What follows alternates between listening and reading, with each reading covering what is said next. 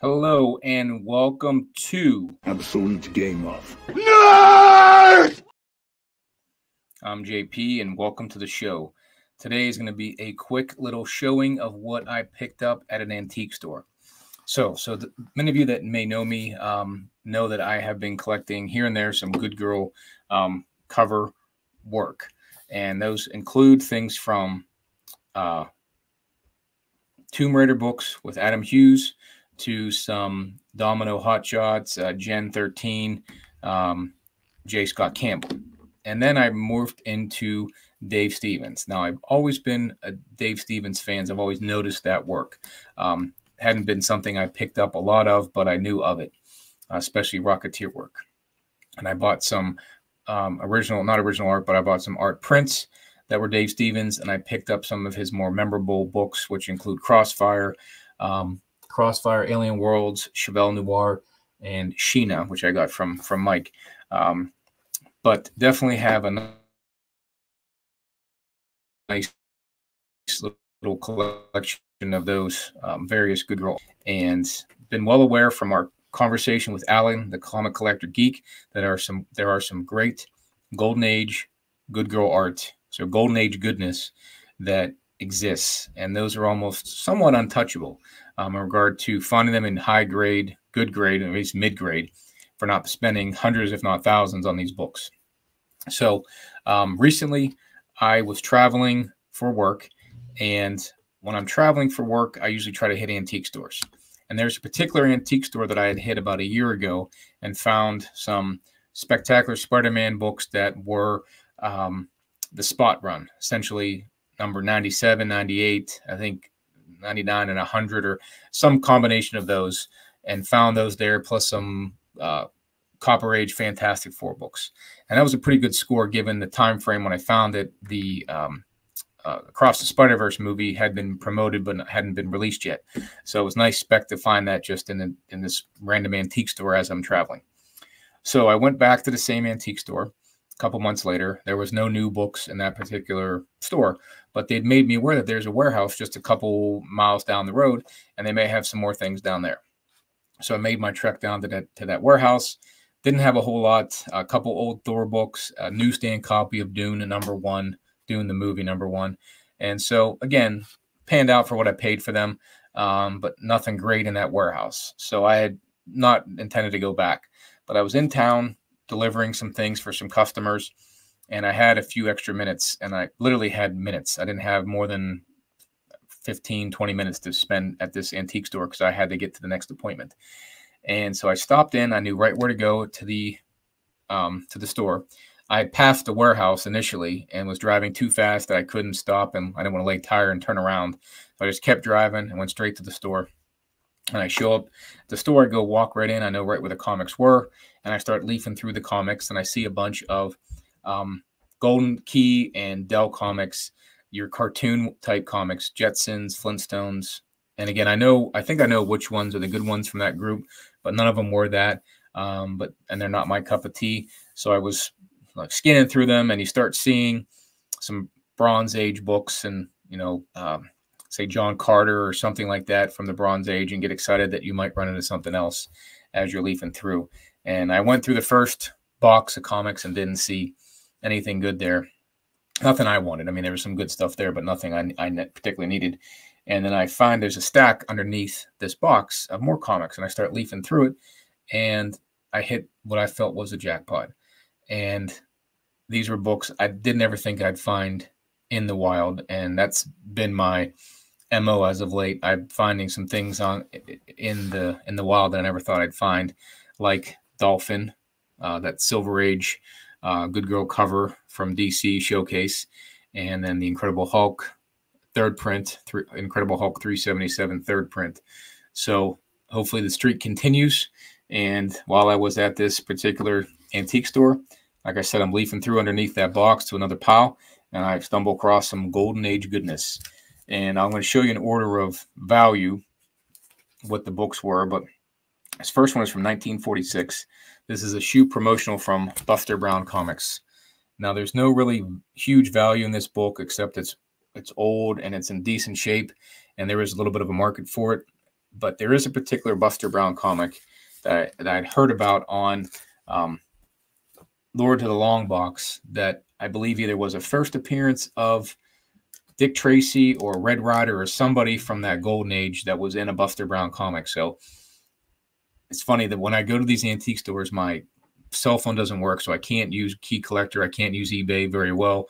Just trying to see what the values are. So given the cost of the book, I think it was $10. I figured I'll just get it just in case.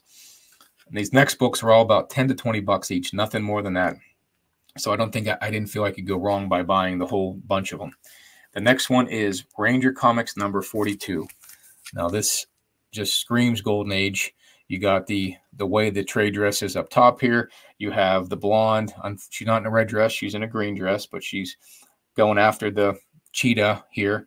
But similar to your Matt Baker type covers, but this is not done by Matt Baker. It looks like it's Bob Lubers here had done this particular cover. But again, this is pre-code, so it's not very scantily clad. But again, I don't think back in this era, she was wearing a lot of clothes for that era. It's not saying she's not wearing a lot, and she's definitely wearing plenty, but for a cover. But this is just the start of what would be found in this lot here. But nice cover, definitely golden age, not in bad shape. So kind of cool, and I get excited. You see this one and those first two goes, what else could I find? The next one I find. This particular gentleman is well known for Startling Comics number 1, I think it is, with the robot cover carrying the girl. And here is Alex Schomburg, an Exciting Comics this is number 57. You have a girl probably in a bathing suit. Back then, that's how they looked. You got what they call the good girl art here. She's on the cover showing a lot more leg than what probably was allowed at the time. You have the headlights shown, which is the chest region, which made a big deal back in those days. Again, pre-code, you could show that at this time period, and then they eventually changed that for the seduction of the innocent was the big congressional hearings based on that. But covers like this, and even more so, made that possible. But well done, Schomburg cover, painted. It'd be a heck of in good shape if it wasn't drawn on here where the arrow is. Somebody decided to draw an A, I guess, for arrow, and make the rest of the bow here the string part of it. But still in pretty good shape. A little bit of a rip here on the bottom staple, but other than that, looks pretty darn good. Next book. This gentleman probably inspired Dave Stevens and Adam Hughes and J. Scott Campbell. And just like Schomburg did, you have Matt Baker art on Zoot Comics number 16. Now, this one really sparked my attention. Again, you have the good girl on the cover, both of them not wearing a whole lot of clothes. You have your headlights shown from the side, long hair, fighting each other. Unfortunately, this cover has been pretty faded. It's detached, but without the fading, I think it presents pretty well. It is a Matt Baker cover. So you got to, in my opinion, you got to have it. Got to grab it for the price it was, and pretty happy to get it there just laying there. And I thought that was pretty cool to just have it there. Unfortunately, it's not in the best shape, but I'll take it because it has the complete cover. Even though it's detached, it's not ripped to pieces and whatnot. So I think that's a good display to have for the price. Which brings us to the next and more famous lady, the Phantom Lady. This is Phantom Lady number 19. Matt Baker cover, Phantom Lady on the cover here, showing a lot of leg, headlights on there. And this one reads, when I looked it up on eBay, when I finally got home, at a 0.5 reads that this 0.5 I found still showed some good value in regard to cost or what it sold for, but it does say lingerie panel is in here. And I looked it up, and there's one particular panel that does show someone scantily clad, which I thought was interesting. So this is, again, before the pre-code authority had made the changes. So you could put whatever you want on the cover and whatever you wanted on the interior of these type of books back then in the golden age. This is a 1946 for this Phantom Lady. So all 5 of these books are mid-40s books. All 3 of the 4 of them, or 4 of the 5 of them, are your good girl art displayed on the front. I never thought I'd find these in the wild just laying there. I mean, I was so excited when I found them just because, one, a Phantom Lady. to find that in the wild. I mean, I just thought that was crazy for the price. All these together were less than $100. And I believe this Phantom Lady itself can sell for 4 to 5 times that, even in the condition it's in. Now, it is missing a piece up the top. The cover is detached and it's missing the centerfold. But even, like I said, on eBay, a 0.5, which is probably what that condition is, still sold for a decent amount. And, so that makes me think, do I keep or do I sell? I have a nice collection of Adam Hughes and Dave Stevens. Now I got your Matt Bakers to add with that. So kind of a cool setup of individual racks here that I can display, which is pretty neat. So I'll have to decide what I'm going to do. And maybe if you guys could do me a favor and comment and let me know what you do. Would you sell them and try to buy one bigger book? Might be able to get $600 to $800 for these books together. Would you buy one big book with them, or would you keep them? Hard to say. I'm not really sure yet, but I was excited to find them. With the 5 minutes I had to go hunt, I thought I did pretty well. So if you want to comment and let me know what you thought, if I did pretty good, if I got lucky, I think I did. And it makes me wonder, was there more there that I missed? Not that I missed it, but if I'd have gone a day sooner or a week sooner, was there more?